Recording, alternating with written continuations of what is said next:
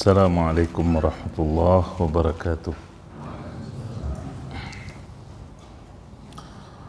إن الحمد لله نحمده ونستعينه ونستغفره ونعوذ بالله من شرور أنفسنا وسيئات أعمالنا. من يهده الله فلا مضل له ومن يضلله فلن تجد له وليا مرشدا. أشهد أن لا إله إلا الله وحده لا شريك له وأشهد أن محمدا عبده ورسوله صلوات الله وسلامه عليه وعلى آله وصحبه وسلم تسليما كثيرا. يا أيها الذين آمنوا اتقوا الله حق تقاته ولا تموتن إلا وأنتم مسلمون. يا أيها الذين آمنوا اتقوا الله وقولوا قولا سديدا يصلح لكم أعمالكم ويغفر لكم ذنوبكم ومن يطع الله ورسوله فقد فاز فوزا عظيما. أما بعد فإن أصدق الحديث كتاب الله وخير الهدي هدي محمد صلى الله عليه وسلم وشر الأمور محدثاتها وكل محدثة في دين الله بدعة وكل بدعة ضلالة وكل ضلالة في النار. Ma'asyiral aba wal ummahat wal ikhwa wal akhwat.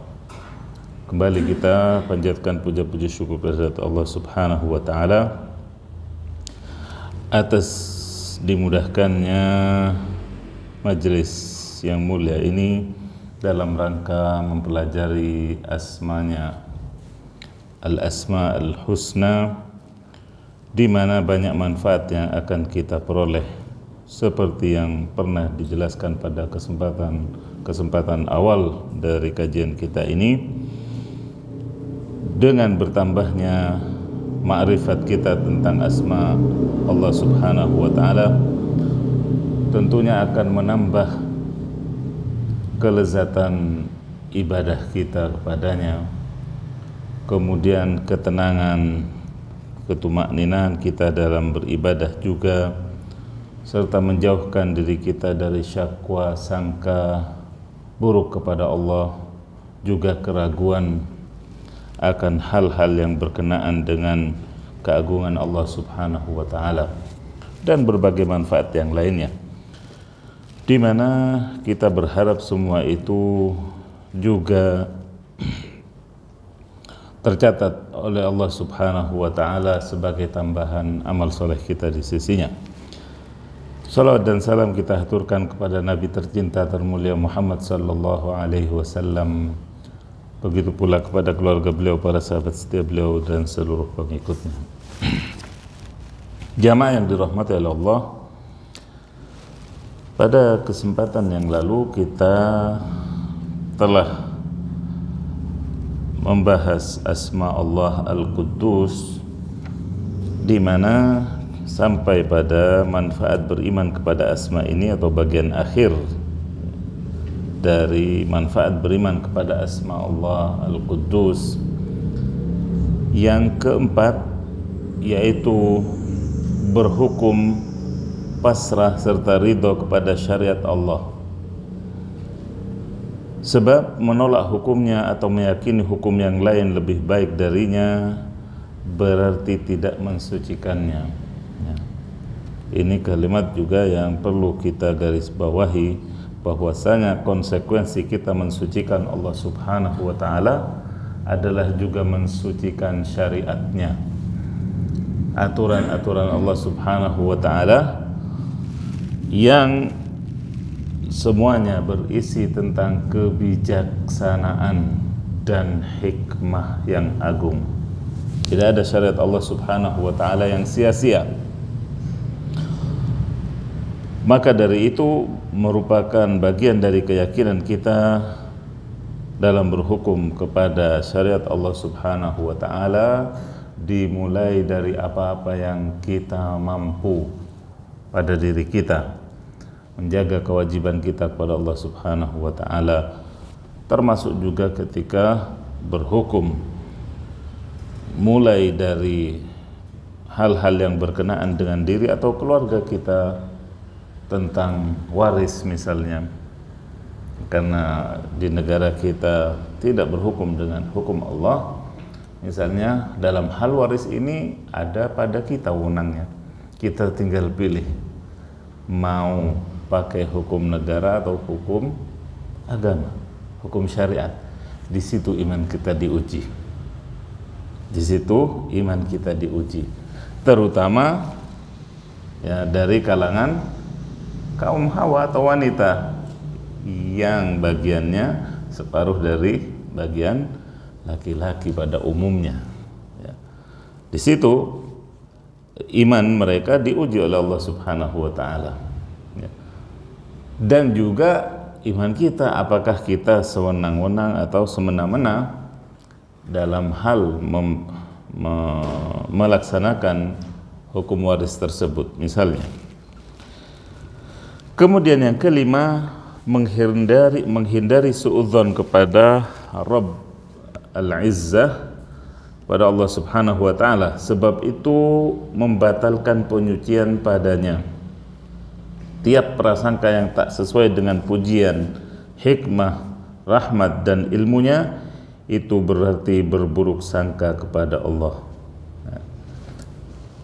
Dalam contoh yang baru saja disebutkan, misalnya jangan sampai mereka yang mendapat bagian sedikit misalnya dalam faraid kemudian bersuudzon kepada Allah Subhanahu wa Ta'ala, karena di balik itu ada hal-hal yang tidak kita ketahui, ada hikmah-hikmah yang bisa kita ketahui atau tidak kita ketahui. Begitu juga Allah Subhanahu wa Ta'ala dalam memberikan aturan yang demikian, Allah menghendaki kebaikan bagi semuanya, baik laki-lakinya maupun wanitanya. Juga rancangan ya, tatanan kemasyarakatan yang diinginkan oleh Allah demikian adanya, karena kewajiban laki-laki itu lebih ya, tentang nafkah misalnya, sedangkan wanita tidak bahkan menerima nafkah. Sudah dapat waris dari keluarganya, dapat nafkah dari suaminya, paling banyak dapat. Sedangkan laki-laki betul dapat satu ya, tapi dia punya kewajiban lebih dalam hal masalah harta. Itu sepintas tentang masalah atau contoh husnudzon atau suudzon kepada Allah Subhanahu wa Ta'ala. Banyak hal juga ketika kita mengalami hal-hal yang tidak kita harapkan, tidak kita inginkan, ini juga antara husnudzon dan suudzon kita diuji oleh Allah Subhanahu wa Ta'ala. Berapa banyak kita menginginkan sesuatu tapi itu tidak Allah takdirkan untuk kita. Dalam belajar kita ingin suatu disiplin ilmu tetapi keterima di fakultas yang lain, itu juga bagian dari ya, hikmah yang Allah kehendaki untuk kita. Begitu pula pemilihan hal-hal yang sangat ya, berpengaruh dalam hidup kita, baik itu pasangan, baik itu tempat tinggal dan lain-lain. Semuanya di situ dibutuhkan husnudzon kepada Allah Subhanahu wa Ta'ala dalam rangka mensucikan Allah juga. Hal ini dalam rangka mensucikan Allah Subhanahu wa Ta'ala dari apa-apa yang tidak pantas disandangkan kepada Allah Subhanahu wa Ta'ala. Kemudian, dan kalau sebagai tambahan, kalau suudzon kepada sesama manusia, kepada saudara kita, pada teman kita, kepada tetangga kita, itu terlarang, itu berdosa. Lalu bagaimana dengan suudzon atau buruk sangka ketika ditujukan kepada pencipta kita, kepada Sang Khalik, kepada Allah Subhanahu wa Ta'ala? Tentu dosanya lebih besar dan lebih besar lagi. Baik, yang keenam, menyangkal keyakinan orang-orang Yahudi yang menyatakan Uzair sebagai putra Allah Subhanahu wa ta'ala. Karena Allah Subhanahu wa ta'ala mensucikan dirinya sendiri dalam banyak ayat, termasuk ketika di surat yang sangat pendek yang semuanya berisi tentang penyucian diri Allah Subhanahu wa ta'ala, lam yalid wa lam yulad. Ayat ini yang sejak kecil kita hafal adalah ayat yang sangat mensucikan Allah Subhanahu wa ta'ala, mendudukkan atau berisi tentang kudus Allah Subhanahu wa ta'ala, di mana barangkali sebagian dari kita tidak tahu atau belum mengenal siapakah Uzair itu. Uzair, ya, nama aslinya adalah Izra. Ayahnya banyak nama yang disandingkan kepadanya, yaitu ada yang menyatakan Saruh, ada yang menyatakan bin Jarwah, ada yang menyatakan bin Saraya, dan lain-lain. Di mana Uzair ini salah satu nabi yang Allah utus kepada Bani Israel, sebagaimana disebutkan oleh Ibnu Katsir rahimahullah dalam tafsirnya ketika menyebutkan atau berkomentar tentang firman Allah pada surah At-Taubah ayat 30 dan 31. A'udzubillahi as-sami'il 'alim minasyaitonir rajim. Wa qalatil yahudu Uzairun ibnullah wa qalatin nasara til masihu ibnullah. Dzalika qauluhum bi afwahihim yudahi'una qaulal ladzina kafaru min qabl qatalahumullahu anna yufakun. Ittakhadhu ahbarahum wa ruhbanahum arbaban min dunillah. Al-ayah. Baik, di sini orang-orang Yahudi menyatakan bahwasanya Uzair itu sebagai putra Allah. Mengapa demikian? Yang jelas banyak keistimewaan dimiliki oleh Uzair ini. Di antaranya Allah Subhanahu wa ta'ala tunjukkan ke maha kuasaannya, kudrat Allah Subhanahu wa ta'ala ketika membuatnya tidur 100 tahun. Nah, ini di antara kelebihan yang Allah berikan. Kemudian ya, setelah 100 tahun tidur, Allah bangkitkan, dia temukan apa? Tulang belulang siapa? Kudanya, serta juga makanan yang sudah ya tidak atau menghilang, dimakan oleh zaman. Kemudian juga bahwasanya Bani Israel pernah dijajah oleh bangsa lain, yaitu Al-Amlak. Kemudian banyak dari ulama mereka yang terbunuh, juga nabinya, sehingga yang tersisa diantaranya hanyalah Uzair yang menghafal Taurat. Yang menghafal Taurat, yang tersisa hanyalah Uzair, sehingga kemudian tidak ada yang menghafal Taurat itu kecuali kemudian mereka mengagungkannya, putra Allah yang Allah mengilhamkan kepadanya. Itu dalam riwayat. Kemudian dalam riwayat yang lain disebutkan bahwasanya Uzair ini ya menangisi para ulama Bani Israel yang terbunuh oleh musuh mereka atau raja yang menguasai saat itu kerajaan mereka. Kemudian suatu ketika Uzair berjalan melewati suatu kuburan.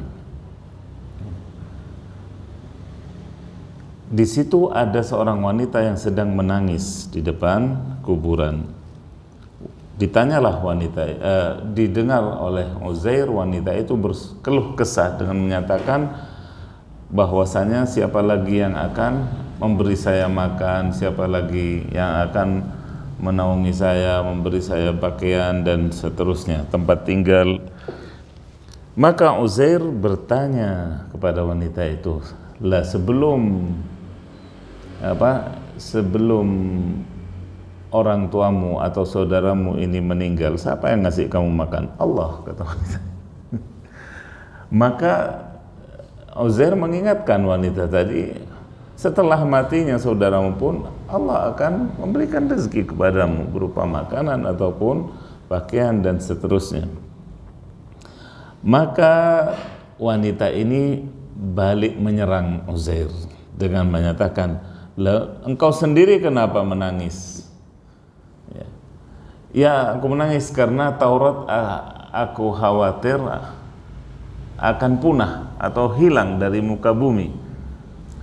Kemudian wanita tadi bertanya, yang menjaga Taurat siapa sebelum kamu? Ya Allah, kata Uzair.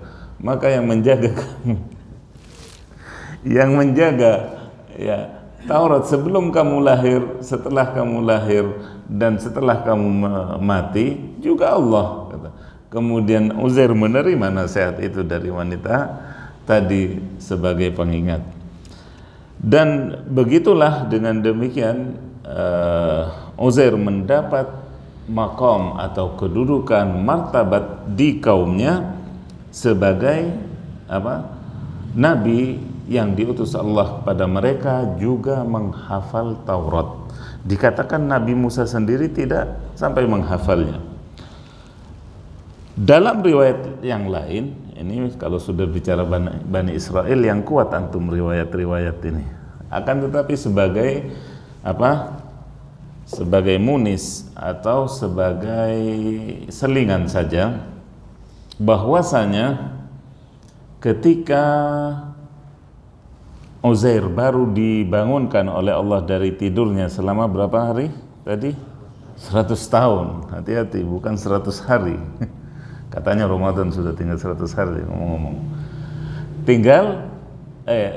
Tidur selama 100 tahun. Ketika bangun agak lupa-lupa. Hafalan Tauratnya goncang. Bukan seperti imam tadi, belok. Alhasil, maka Allah Subhanahu wa ta'ala kemudian mengilhamkan kepadanya atau diutus kepadanya ketika Uzair membacakan Taurat, dua cahaya yang kemudian dua cahaya tersebut memberikan seperti mendulang atau memberikan suapan 3 kali suap.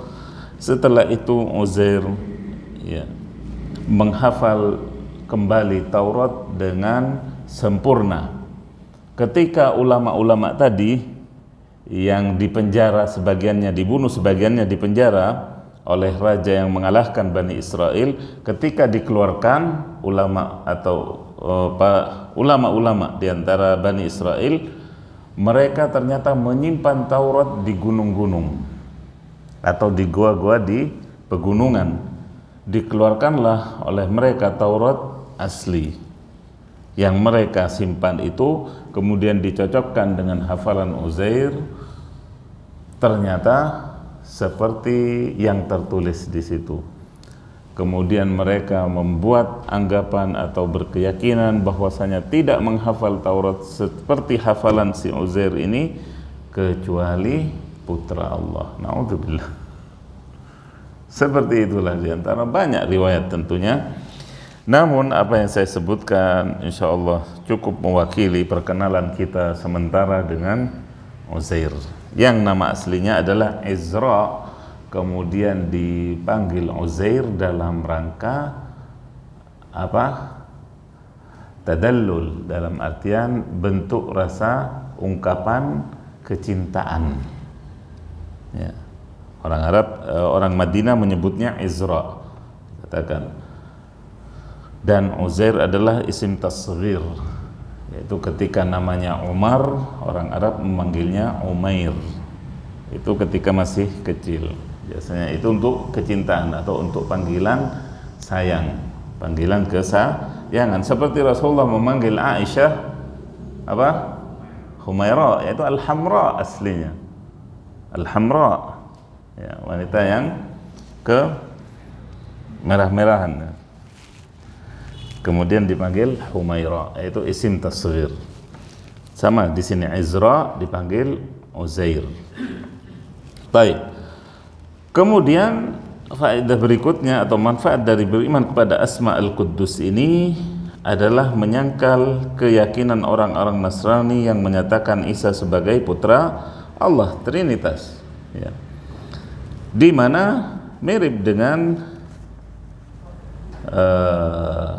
Yahudi tadi, bahwasanya kaum Nasrani yang juga dari Bani Israel punya keyakinan yang mirip, yaitu ketika Allah menciptakan Isa tanpa ayah. Nah ini, tanpa ayah.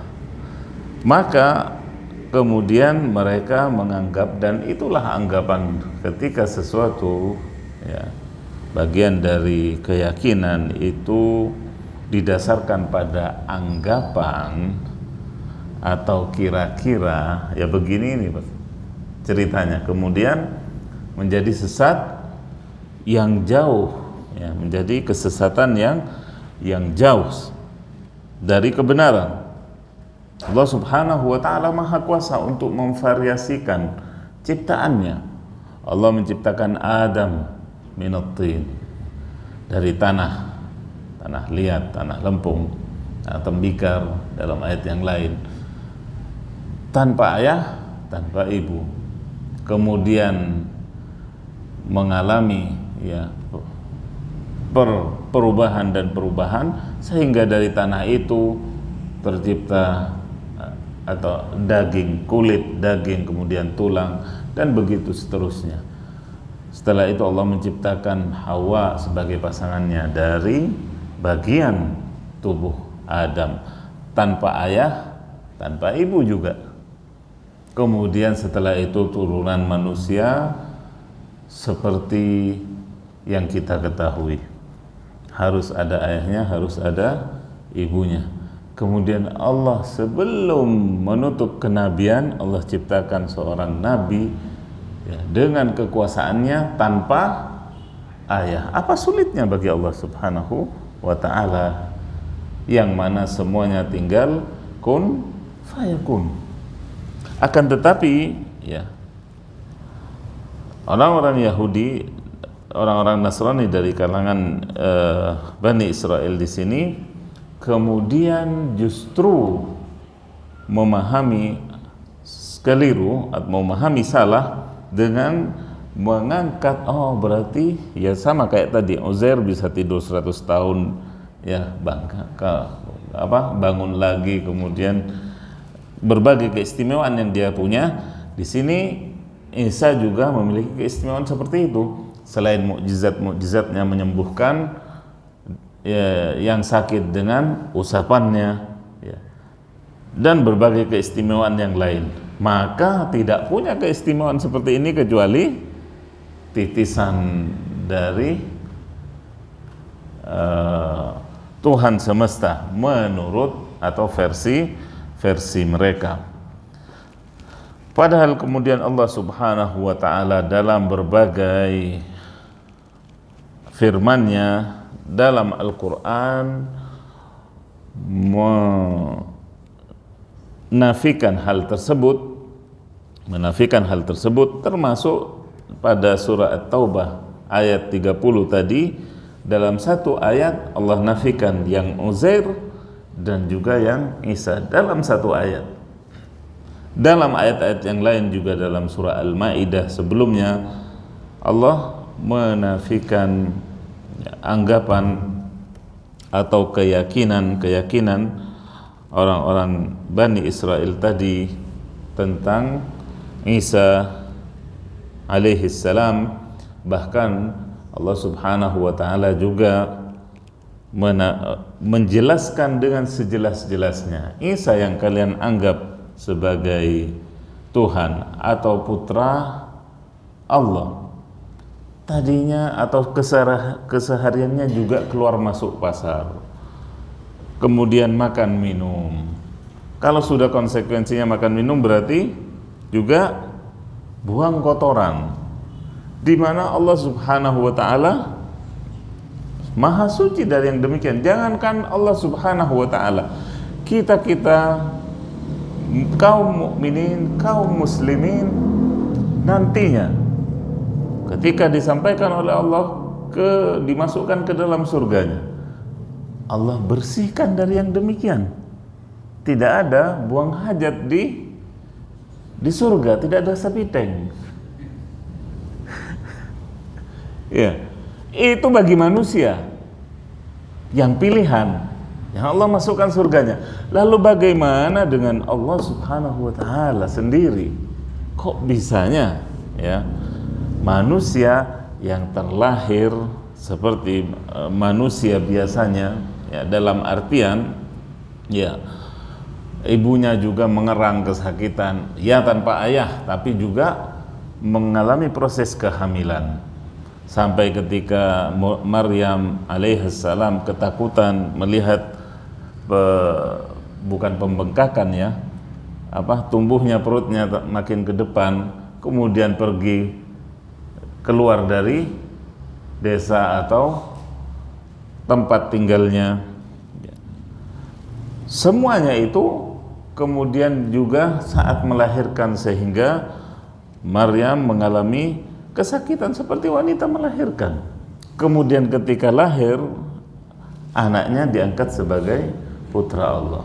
Sungguh sesuatu yang sebenarnya bukan mengangkat derajat atau martabat Isa alaihissalam, tapi justru merendahkan martabat, derajat, maqam Allah Subhanahu wa Ta'ala sebagai sang Khalik, sebagai sang Maha Pencipta yang sebenarnya memberikan variasi baru dalam penciptaan Isa alaihissalam. Itu saja. Selain juga tentunya memberikan kenabian, kerasulan, kemudian kitab suci dan keistimewaan lainnya, namun tidak keluar dari kodratnya sebagai manusia. Itu saja. Maka dari itu, beriman kepada asma Allah Al-Quddus akan menjadi tameng bagi kita untuk tidak terjerembab ke dalam keyakinan keliru dari kaum Nasrani ini tentang Isa alaihissalam. Demikian barangkali pembicaraan kita tentang asma Allah Al-Quddus. Jamaah yang dirahmati oleh Allah, kemudian kita beralih kepada asma berikutnya, yaitu As-Salam.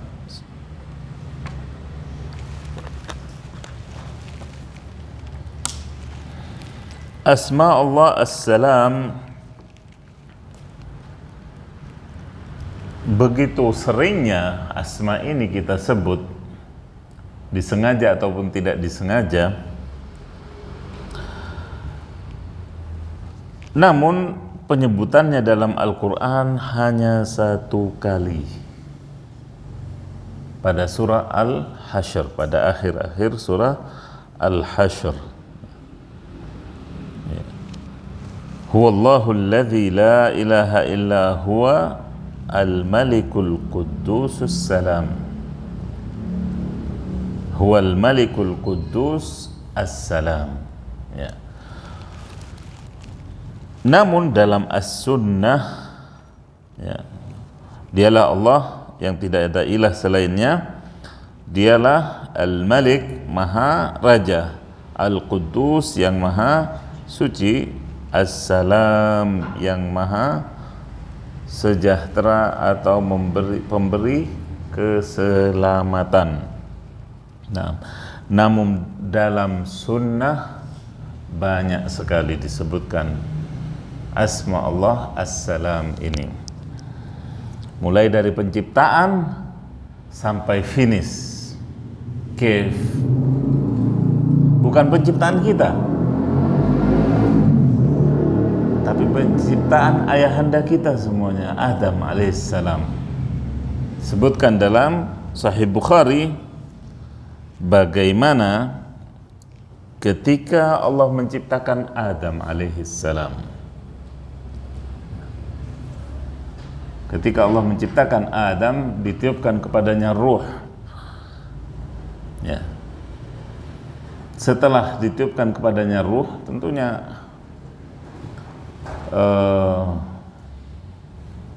ditiupkan kepadanya ruh, kemudian bisa berdialog Adam alaihissalam. Allah perintahkan, idhab ila ulaika nafar minal malaika fa'akri'humus salam. Pergilah engkau wahai Adam kepada sekelompok malaikat itu, ucapkan kepada mereka assalam. Di sini pertama kali disebutkan, suruh bersalam oleh Allah. Adam disuruh bersalam kepada para malaikat. Fa innahu tahiyyatuk wa tahiyyatu dzurriyyatik min ba'dik, aw kama qala alaihi salatu wassalam. Sesungguhnya ini adalah tahiyyah, ucapan salam ini adalah tahiyyah untukmu dan anak turunanmu. Baik. Kemudian itu statnya dari sejak sedang Adam masih di surga. Kemudian juga ketika kita dalam sholat, Nabi SAW mengajarkan kepada kita dalam Sahih Muslim dan yang lainnya, ketika usai kita bersalam ke kanan dan ke kiri, maka setelah istighfar 3 kali, apa yang kita ucapkan? Allahumma antas salam wa minkas salam tabarakta ya dzal jalali wal ikram. Kemudian ketika Nabi SAW memberikan petunjuk saat pertama kali juga hijrah ke Madinah, sampai di Madinah, apakah aku izinkan ataukah kalian mau aku tunjukkan kepada suatu hal, jika kalian lakukan kalian akan saling mencintai, kata Nabi. Di antaranya afsyus salam, sebarkan salam di antara kalian. Dalam riwayat yang lain, kepada yang kalian tahu atau kenal, dan juga kepada orang yang tidak kenal, selama terlihat dia sebagai muslim, dan alhamdulillah kita di negeri mayoritas muslim, maka bersalamlah. Maka bersalamlah. Di mana salam ini secara bahasa berarti aman, al-aman,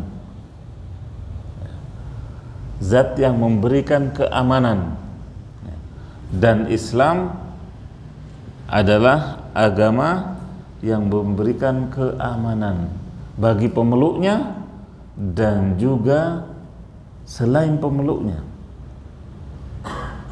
memberikan keamanan dan ketenangan, tumakninah dan al-hasanah, perlindungan atau penjagaan,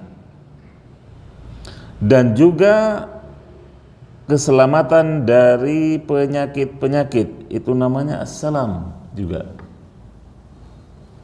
Ketika selamat dari afat atau penyakit yang lahir maupun yang batin. Selamat dari juga sesuatu yang dibenci atau tidak disukai ataupun juga aib. Itu juga namanya berarti salam. Ya, selamat dari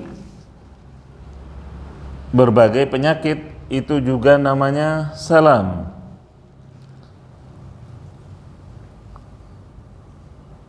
Surga dinamakan juga Darussalam. Nah, bukan namanya masjid, tapi namanya surga sebenarnya itu. Darussalam, tempat yang penuh keselamatan, penuh keamanan, selamat dari penyakit, tidak ada aib, tidak ada orang panuan, tidak ada orang pincang, tidak ada orang picik di surga. Ya. Kemudian ya, tidak seperti dunia yang namanya, makanya surga dinamakan Darussalam, tidak ada capek di situ. Tidak ada pekerjaan yang melelahkan di surga. Kerjanya hanya zikir, bahkan salat tidak ada salat di surga. Yang ada hanya zikir. Tidak ada penyakit, apalagi tadi sudah sempat disinggung. Tidak ada juga kata menua di surga, tidak ada ubanan, ya. Tidak ada kefakiran, ya.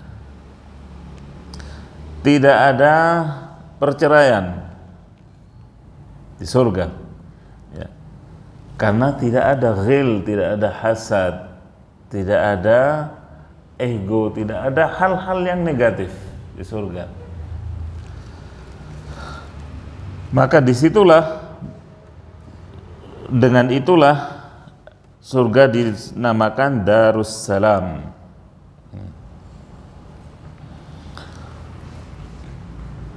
Kemudian juga ketika pertama kali seorang mukmin memasuki surga, akan disambut juga dengan salam.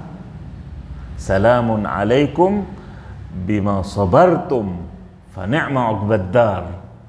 Selamat buat kalian atas kesabaran kalian. Allah.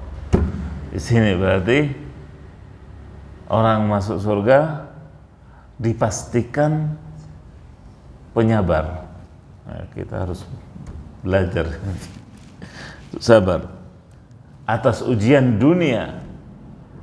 Malaikat penjaganya tahu kalau ini lolos masuk surga karena sabar, diuji oleh Allah dengan kekurangan ini, dengan kekurangan itu, ya, dengan fitnah dunia, ya, syubhat dan syahwatnya.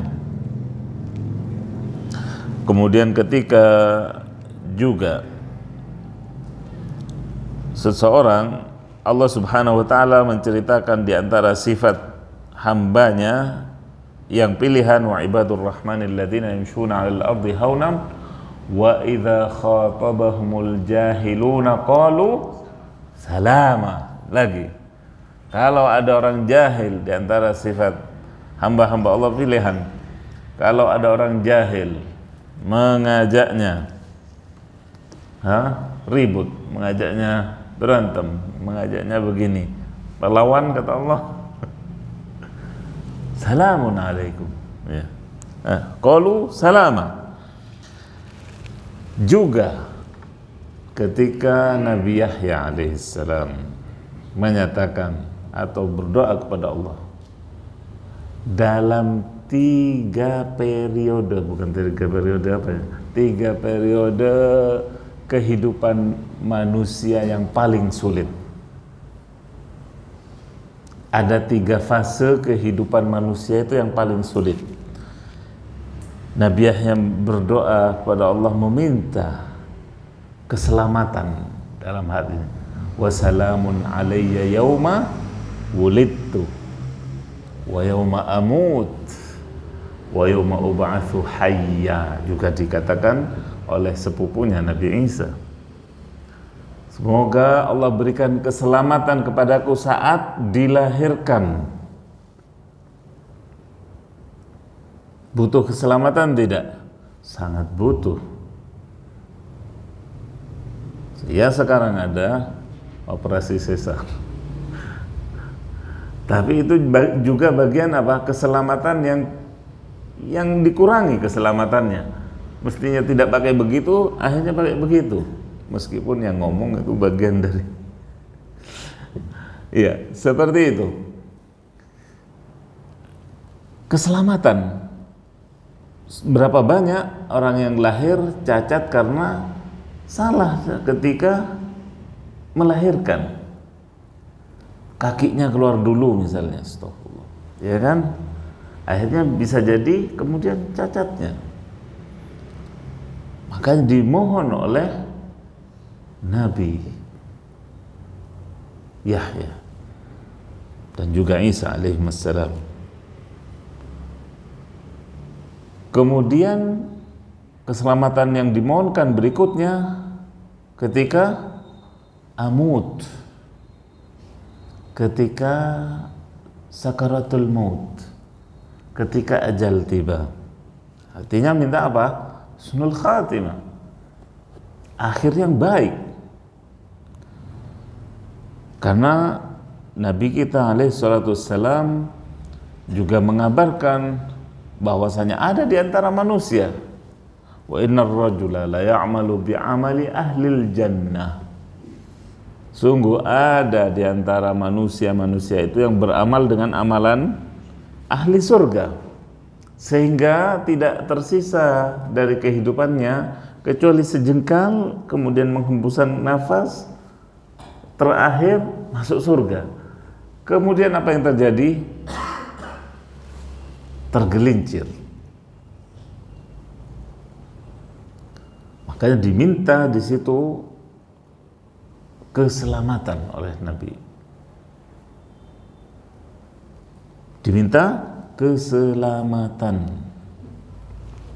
Karena tidak mudah dan tidak semudah yang dibayangkan. Kalau Nabi kita alaihi salatu wassalam saja yang diperintahkan tentunya untuk mencabut nyawa beliau alaihi salatu wassalam dengan sepelan-pelannya, tapi Nabi kita mengalami kesakitan yang luar biasa. Innalil mauti sakarat, sungguhnya bagi maut itu ada sekarat, ada kesakitan di situ. Makanya diminta juga di masa atau di saat tersebut keselamatan dengan mengucapkan kalimat tauhid di akhir hayat, ya. Dengan juga tanpa didahului oleh misalnya yang kita mohon kepada Allah keselamatan agar tidak diuji atau didahului ajal kita dengan sakit yang berkelamaan, berkepanjangan, sehingga menguji bukan hanya dirinya tapi keluarganya, ya kan, diuji kesabarannya, diuji juga dengan mal atau hartanya, biayanya dan sebagainya. Minta keselamatan dalam ajal ini. Nah, yauma amut wa yauma ub'atsu hayya, dan juga ketika dibangkitkan di hari kiamat, di hari hisab, yaumul hisab. Karena juga ini tidak mudah. Jangankan al-'asi, ahlul maksiyah, para pelaku maksiat, orang yang sholat saja diancam, sholat berjamaah diancam bagi makmum yang mendahului imam, diancam dengan apa? Kepalanya diubah dengan kepala keledai, himar. La ilaha illallah. Ini orang yang sholat berjamaah lagi, bayangkan. Lalu bagaimana dengan yang sholatnya bolong-bolong, yang tidak sholat, ya. Insyaallah salamul afiyah. Maka 3 momen ini, saat kelahiran ke dunia, saat akan meninggalkan dunia, saat masuk dunia baru, yaitu akhirat atau padang mahsyar, adalah 3 fase kehidupan yang sulit. Makanya kemudian dimohonkan assalam, keselamatan di dalam 3 fase tersebut. Nah, sedangkan Allah Subhanahu wa taala juga menyeru ila subulis salam. Wallahu yad'u ila daris salam. Dalam surah Yunus ayat 25 Allah nyatakan, Allah menyeru kalian kepada surganya yang bernama Darussalam. Juga Allah mengajak manusia untuk melalui dunia ini dengan jalan-jalan keselamatan. Pada surah Al-Maidah ayat 16, wa yad'u yahdi bihi Allahu man ittaba'a ridwanahu subulas salam. Allah memberikan petunjuk dengannya bagi siapa yang mengikuti keridhaannya dan jalan-jalan keselamatan. Jalan-jalan keselamatan. Bahkan ketika kita juga izin untuk masuk ke rumah sendiri ataupun ke rumah orang lain juga kita ucapkan assalam. Luar biasa. Agama kita sekali lagi agama assalam, agama keselamatan, agama kedamaian, agama yang membawa kesejahteraan bagi pemeluknya, sekali lagi juga selain pemeluknya. Demikian barangkali pembukaan pembicaraan kita tentang asma Allah as-salam. Waktu juga yang membatasi kita, semoga apa yang bisa tersampaikan pada kesempatan kali ini memberikan manfaat kepada saya pribadi juga antum sekalian. Saya akhiri dengan doa kafaratul majlis. Subhanakallahumma wa bihamdik, asyhadu an la ilaha illa anta, astaghfiruka wa atubu ilaik. Assalamualaikum warahmatullahi wabarakatuh.